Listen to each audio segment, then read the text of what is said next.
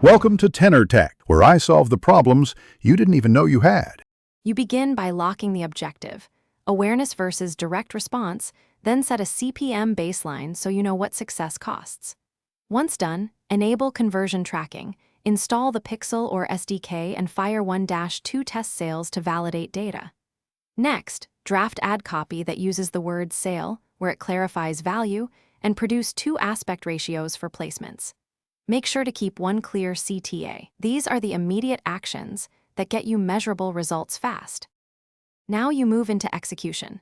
Choose CPM bidding and test 3 bid tiers to see where sale drives the best exposure cost trade-off.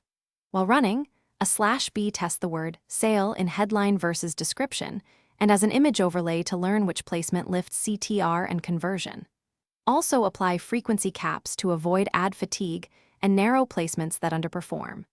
Make sure to enable dynamic creative so variants rotate automatically. This helps you identify the highest performing sale treatment quickly.